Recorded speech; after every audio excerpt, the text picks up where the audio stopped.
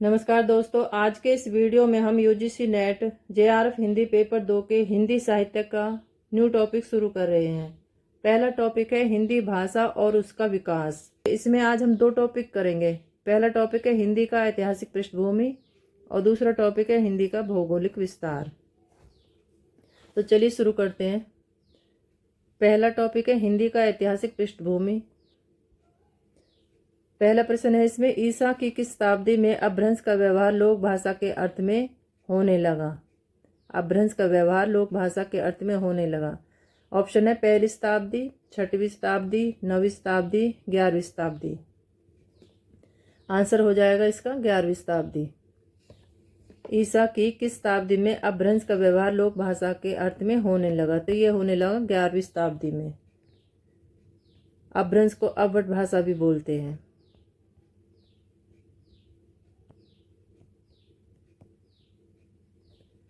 जनवरी 2017 में आया हुआ क्वेश्चन है, इंपॉर्टेंट क्वेश्चन है।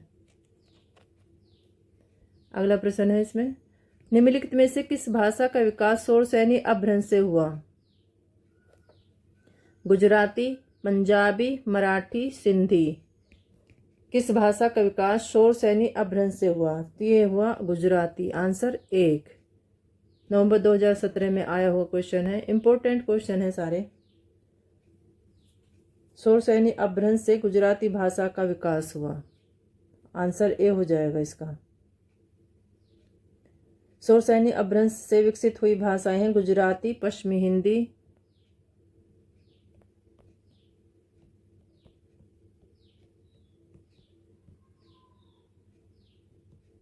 हिंदी, और राजस्थानी, पहाड़ी, पंजाबी,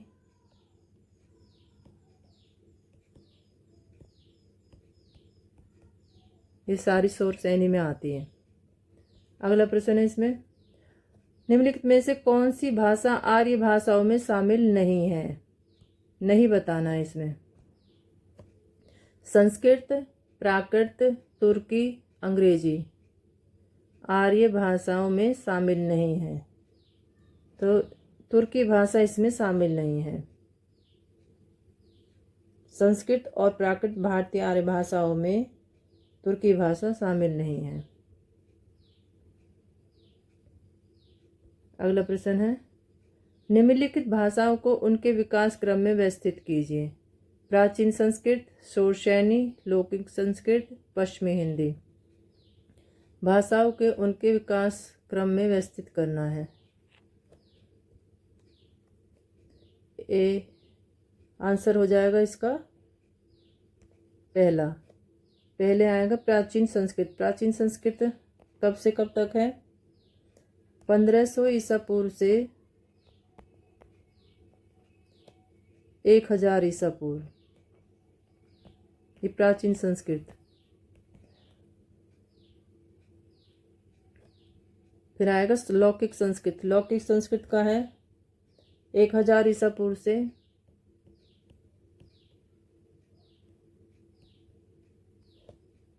500 ईसा पूर्व।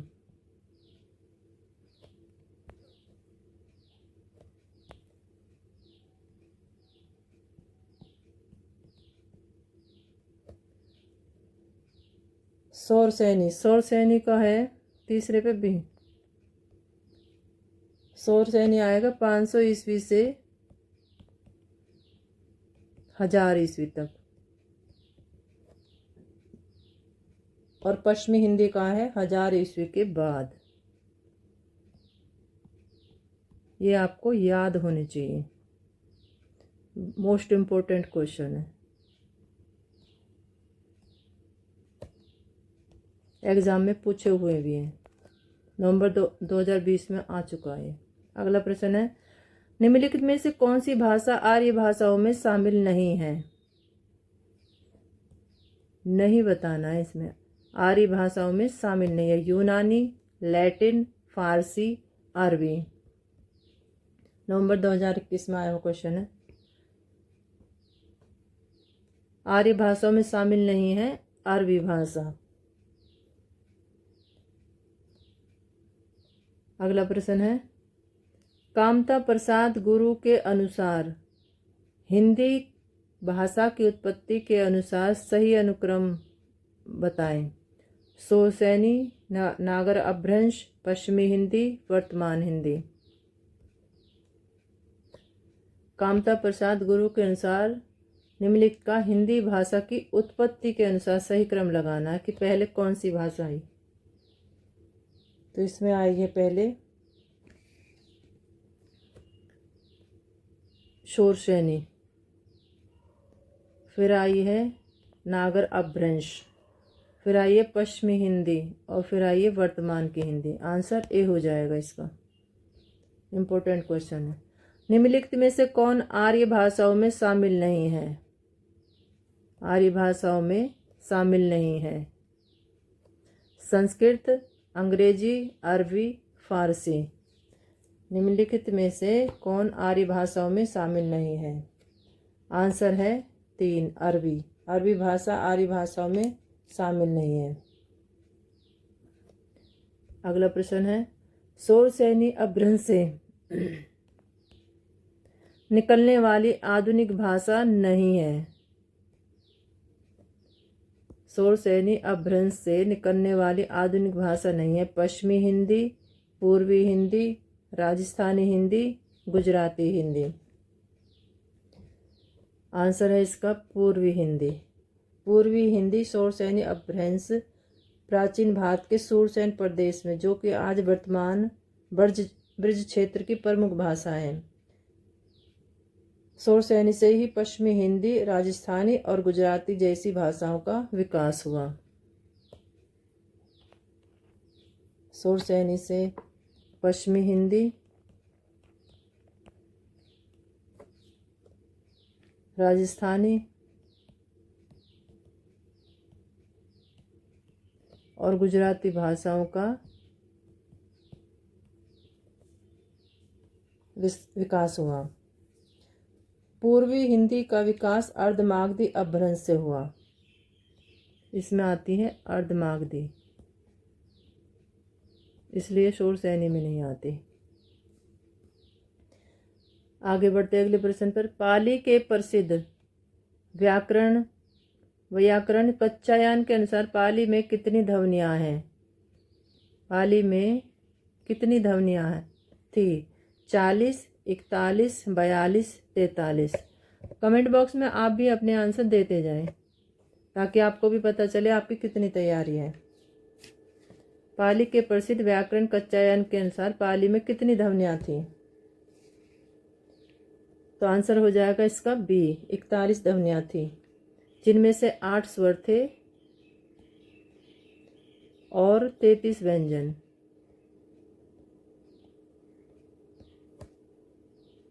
शामिल है इसमें। आगे बढ़ते हैं अगले प्रश्न पर। पूर्वी हिंदी का विकास किस अपभ्रंश से हुआ? 2025 में पूछा हुआ क्वेश्चन है। शोरसैनी अपभ्रंश, अर्धमागधी अपभ्रंश, महाराष्ट्रीय अपभ्रंश, मागधी अपभ्रंश। पूर्वी हिंदी का विकास किस अपभ्रंश से हुआ? आंसर इसका हो जाएगा 2, अर्धमागधी अपभ्रंश। मैंने अभी पिछले क्वेश्चन में बताया था अर्धमागधी अपभ्रंश पूर्वी हिंदी के से विकसित हुई थी।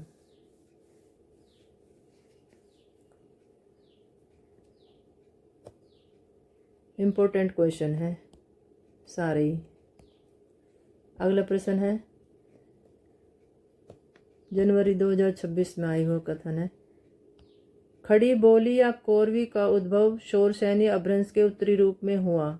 लोक साहित्यिक दृष्टि से खड़ी बोली बहुसंपन्न है। सत्य है ये। कारण क्या है इसका? लोक साहित्यिक दृष्टि से खड़ी बोली में पवाड़ा, नाटक, लोककथा, लोकगीत आदि पर्याप्त मात्रा में मिलते हैं। हिंदी, उर्दू, हिंदुस्तानी तथा दक्षिणी एक सीमा तक खड़ी बोली पर आधारित है। यह भी सत्य है, दोनों ही सत्य हैं। ए और आर दोनों सत्य हैं। आर एक की सही व्याख्या करता है। अगला प्रश्न है, ये हमारे पहली इकाई के पीवाईस क्यूज है। अब दूसरी इकाई करते हैं, हिंदी का भौगोलिक विस्तार। पिछली परीक्षा में पूछे गए पीवाईस क्यूज। पहला प्रश्न है इसका, पश्चिमी हिंदी की 2 बोलियों का सही युग्म है। दिसंबर 2014 में आया हुआ क्वेश्चन है।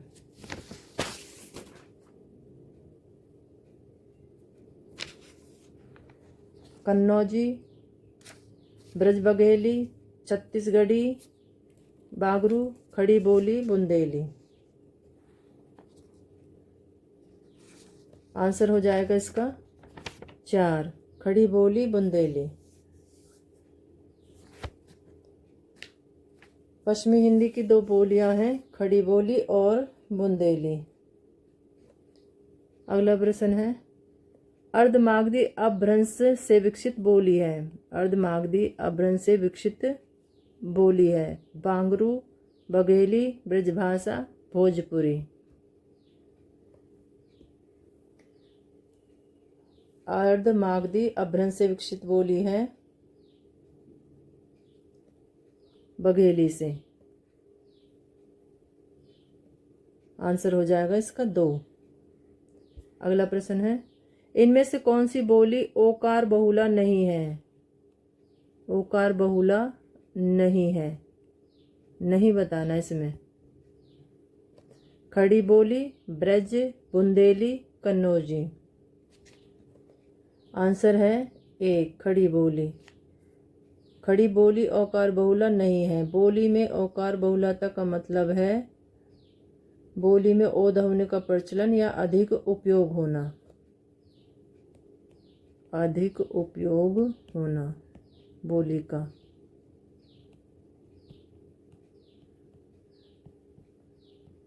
ओंकार का मतलब है। खड़ी बोली हिंदी का एक प्रमुख रूप है जिसे वर्तमान में मानक हिंदी के रूप में अपनाया गया। मानक रूप में इसको अपनाया हुआ है। आगे बढ़ते हैं अगले प्रश्न पर। इसमें से किस बोली का बिहारी हिंदी से संबंध नहीं है।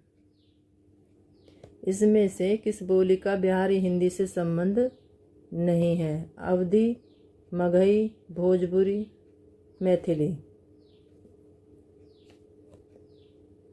किस बोली का बिहारी हिंदी से संबंध नहीं है, तो संबंध नहीं है अवधी से। आंसर 1,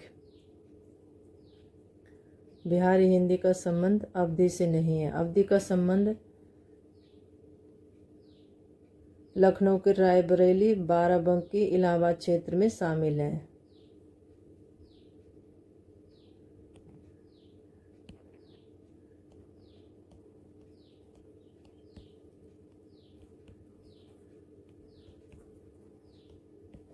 ये यहाँ पे बोली जाती है। अगला प्रश्न है, निम्नलिखित में से पश्चिमी हिंदी की बोली नहीं है। नहीं बताना है इसमें। जुलाई 2018 में आया हुआ क्वेश्चन है। आंसर हो जाएगा इसका ब्रजभाषा, कन्नौजी, बुंदेली, मगही। पश्चिमी हिंदी की बोली नहीं है मगही। आंसर 4। आगे बढ़ते अगले प्रश्न पर। निम्नलिखित बोलियों को उनके क्षेत्र के साथ मिलाना है। यह बोली है और यह है क्षेत्र। सूची 1 को सूची 2 में मिलान करना है। खड़ी बोली, ब्रजभाषा, बांगरू, अवधी। बिलासपुर, सुल्तानपुर, आगरा, बिजनौर, करनाल। तो इसका आंसर हो जाएगा खड़ी बोली बोली जाती है। खड़ी बोली का है इसमें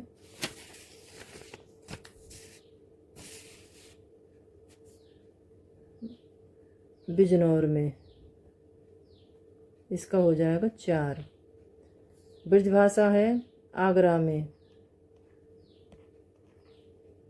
बांगरू का करनाल में और अवधी का है सुल्तानपुर में। तो इसका आंसर हो जाएगा 2। खड़ी बोली का है बिजनौर, ब्रजभाषा का है आगरा, बांगरू का हो जाएगा करनाल में और अवधी का हो जाएगा सुल्तानपुर में। आंसर इसका हो जाएगा 2। जुलाई 2018 में पूछा हुआ क्वेश्चन है। आगे बढ़ते अगले प्रश्न पर। इनमें से कौन सी बोली बिहारी हिंदी वर्ग में नहीं आती। नहीं बताना है। बिहारी हिंदी वर्ग में नहीं आती। भोजपुरी, मैथिली, छत्तीसगढ़ी, मगही।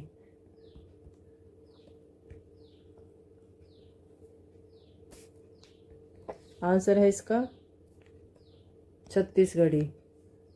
प्यारी हिंदी वर्ग में नहीं आती छत्तीसगढ़ी। आगे बढ़ते हैं अगले प्रश्न पर। निम्नलिखित बोलियों को उनके क्षेत्र के साथ सम्मिलित कीजिए। बोलियों को उनके क्षेत्र के साथ मिलान करना है। सूची 1 में है बोली और सूची 2 में है क्षेत्र। बोली है पश्चिमी पहाड़ी, मध्यवर्ती पहाड़ी, भोजपुरी, मगही। क्षेत्र हैं गढ़वाल, पटना, शिमला, गाजीपुर, बिलासपुर। तो इसका आंसर हो जाएगा पश्चिमी पहाड़ी बोली जाती है शिमला में।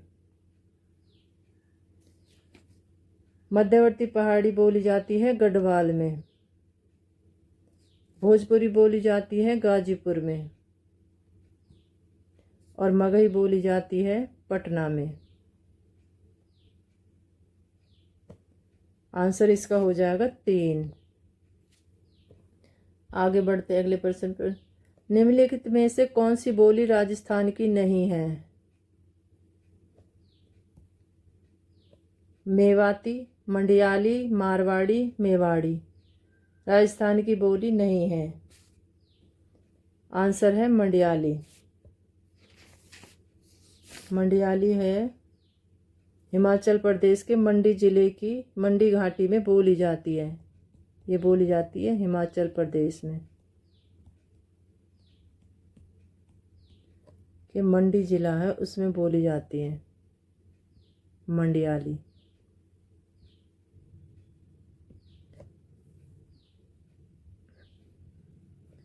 आगे बढ़ते हैं अगले प्रश्न पर। हिंदी के लोकमंचीय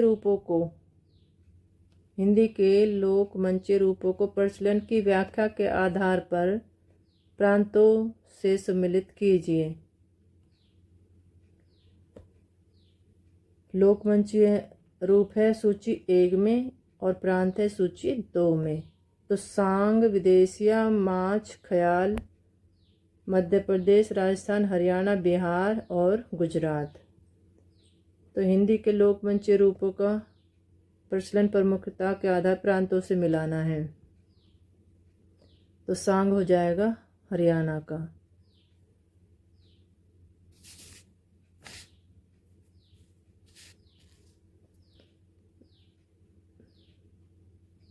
एक, दो, तीन हरियाणा का। विदेशिया बिहार का। माछ हो जाएगा मध्य प्रदेश का और ख्याल हो जाएगा राजस्थान का। सांग हरियाणा का, विदेशिया हो जाएगा बिहार का, माछ हो जाएगा मध्य प्रदेश का, ख्याल हो जाएगा राजस्थान का। आंसर है इसका 2। आगे बढ़ते अगले प्रश्न पर। निम्नलिखित में से कौन सी बोली पश्चिमी हिंदी की नहीं है? कन्नौजी, बुंदेली, ब्रजभाषा, मगही। आंसर है इसका मगही। पश्चिमी हिंदी की नहीं है मगही बोली।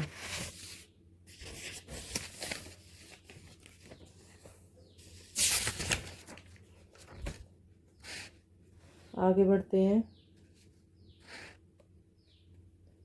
मगही आती है बिहारी हिंदी में।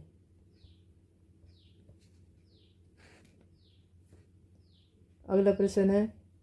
निम्नलिखित बोली वर्गों को उनके सम्मत बोलियों के साथ मिलान कीजिए।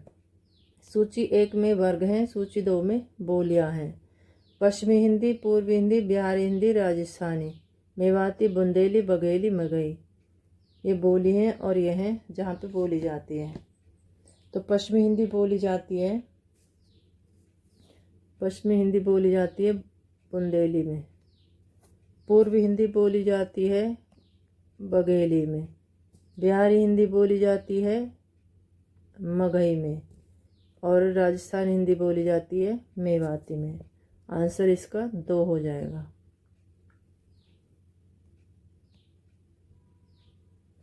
नवंबर 2020 में पूछा हुआ क्वेश्चन है, इम्पोर्टेंट है सारे। हिंदी की लोक नाट्य शैलियों को प्रदेश के साथ सम्मिलित कीजिए। सूची 1 में है लोक नाट्य, सूची 2 में है प्रदेश। सांग, नौटंकी, माच, नाचा, उत्तर प्रदेश, मालवा, मध्य प्रदेश, छत्तीसगढ़, हरियाणा। तो इसमें सांग का आएगा, सांग है हरियाणा से। नौटंकी आएगा इसमें उत्तर प्रदेश में। मार्च आएगा मालवा में। मालवा कहाँ पर है? मध्य प्रदेश में। और नाचा आ जाएगा छत्तीसगढ़ में। आंसर इसका हो जाएगा 1। आगे बढ़ते हैं अगले प्रश्न पर। मालवी का केंद्र है जयपुर, इंदौर, जोधपुर, जबलपुर। जून 2023 में आया हुआ क्वेश्चन है, इम्पोर्टेंट है। मालवी का केंद्र है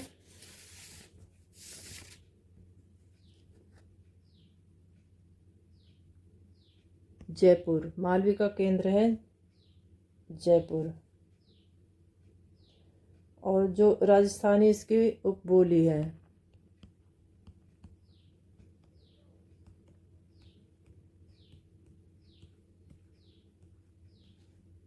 मालवी भाषा का प्रमुख केंद्र है इंदौर।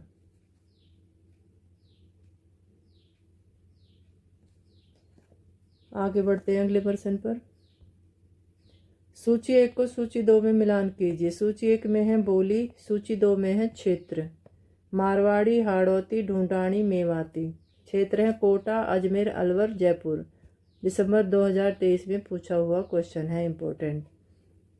तो मारवाड़ी बोली जाती है अजमेर में। हाड़ौती बोली जाती है कोटा में। ढूंढानी बोली जाती है जयपुर में। और मेवाती बोली जाती है अलवर में। आंसर हो जाएगा इसका 1। आगे बढ़ते अगले प्रश्न पर। उत्तर अपभ्रंश ही पुरानी हिंदी है। यह कथन किस विद्वान का है? जनवरी 2025 में पूछा हुआ क्वेश्चन है, इम्पोर्टेंट है। हालांकि सारे इम्पोर्टेंट है। रामचंद्र शुक्ल, चंद्रधर शर्मा गुलेरी, हजारी प्रसाद द्विवेदी, महावीर प्रसाद द्विवेदी। उत्तर अपभ्रंश ही पुरानी हिंदी है। आंसर बताए इसका कमेंट बॉक्स में।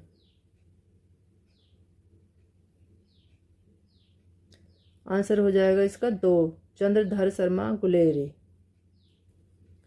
आगे बढ़ते हैं अगले प्रश्न पर। सूची 1 को सूची 2 में मिलान करें। सूची 1 में है उपभाषाएं, सूची 2 में है बोलियां। सूची 1 में उपभाषाएं हैं पश्चिमी हिंदी, पूर्वी हिंदी, बिहारी, पहाड़ी। सूची 2 में बोलियां आएंगी अवधी, गढ़वाली, ब्रजभाषा, भोजपुरी। जनवरी 2025 में आया हो क्वेश्चन है, इम्पोर्टेंट। इनका मिलान कीजिए।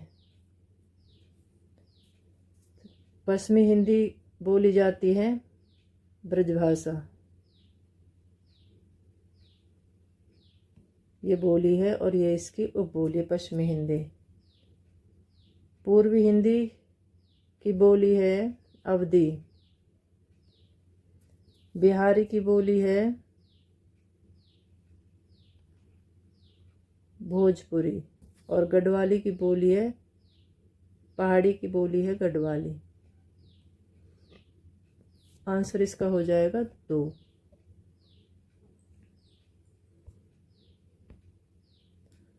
ये हमारे 2 इकाई कंप्लीट हो गई आज। इम्पोर्टेंट क्वेश्चन थे सारे एग्जाम में पूछे हुए। अगर आपको वीडियो उपयोगी लगा हो तो लाइक, सब्सक्राइब और शेयर ज़रूर करें। मिलते हैं अगली वीडियो में नए टॉपिक के PYQ के साथ। धन्यवाद।